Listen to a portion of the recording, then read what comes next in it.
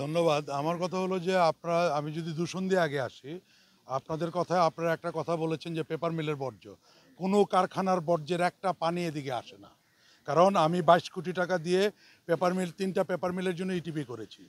এটা এই এলাকার অত্র এলাকার পশ্চিম পাশের যত উঁচু জায়গা আছে সেখানকার সকল পানি এদিক দিয়ে ড্রেনেজ ব্যবস্থার মাধ্যমে নামে।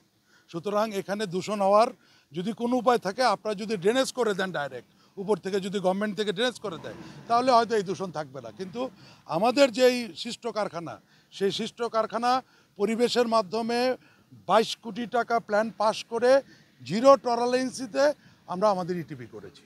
এই পানি আমাদের এই পানি ভিতরে চলে যায়, আবার এটা দিয়ে পুনরায় আবার পেপার তৈরি হয়। আর নদীর যে লুক যেটা আমরা দেখছি ভরাট হয়ে গেছে সাদা সাদা রংটা, এইটা আসলে কি? এটা তো বললামই যে এই উঁচু এলাকার পানি যেটা আসে, না পানিতে তো এরা এইভাবে ভরাট। আপনারা তাহলে দেখেন, যদি কোনো সময় প্রমাণ পান আমাদের কাছে বলবেন, আমরা অবশ্যই এটার ব্যবস্থা নেব। আচ্ছা ধন্যবাদ। ঠিক আছে, এই যে মানে দৃশ্যমান যে কাঁচা বর্জ্যগুলো, এটা একটু এই জায়গা হচ্ছে, তারা এটা আমরা এখনই বলে দিছি যে এখানে একটা কাঁচা ডাস্টবিন করে দিতে, যখন এটা ভরবে তখন আমাদের সকালে একটা বর্জ্য ব্যবস্থাপনা আছে।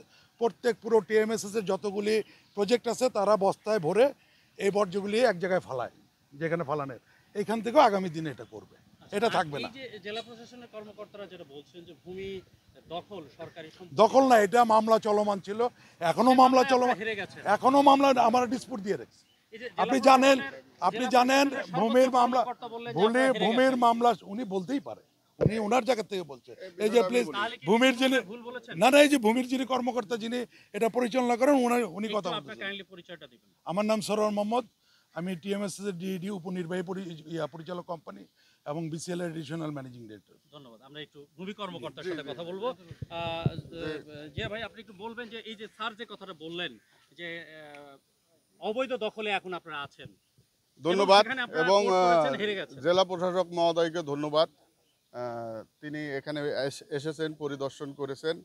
আসলে এই জমির বিষয়ে আমরা বলি, এটা 1994 সালে আমরা জেলা প্রশাসক মহোদয়ের কাছ থেকে লিজ গ্রহণ করেছিলাম, দীর্ঘমেয়াদী 99 বছরের লিজ। এই লিজটা আমাদের একটা রেজিস্ট্রেশনের অভাব ছিল, রেজিস্ট্রেশন ছিল না, শুধু জেলা প্রশাসক মহোদয়ের সিটি ছিল, এবং সিটির পরিপ্রেক্ষিতে এটা নিয়ে মামলা হয়েছে 2007 সালে। সেই মামলায় আমরা ডিগ্রি পাইছি 2009 সালে। জেলা প্রশাসক মহোদয় এই ডিগ্রির বিরুদ্ধে মহামান্য হাইকোর্টে আপিল করেছেন, এবং এই আপিল মামলা অদ্যাবধি পেন্ডিং আছে, এটা শুনানি হয়নি এখন পর্যন্ত।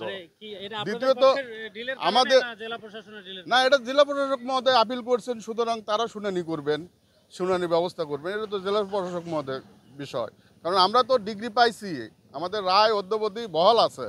সেই রায় এখন পর্যন্ত, নিচের রায়কে এখন পর্যন্ত কোনো মানে পেন্ডিং রাখেনি, নিচের রায় বহাল আছে, কার্যকর আছে, স্থগিত হয়নি। কিন্তু দ্বিতীয়টা হচ্ছে, যখন আমাদের ফেব্রুয়ারি মাসে নোটিশ প্রদান করেন, সেই নোটিশের বিরুদ্ধে আমরা আদালতে গিয়েছিলাম, সেইখানে আমরা ইনজাংশন পেয়েছিলাম, ডিসি মহোদয়ের বিরুদ্ধে ইনজাংশন ছিল।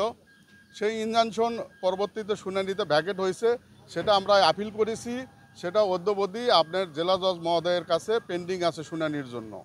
আচ্ছা, আমরা একটু বিষয় জানতে চাই যে আপনি এই বিষয়গুলো মোটামুটি ভালো বোঝেন, জানেন, কোন জেলা প্রশাসকের কি ক্ষমতা আছে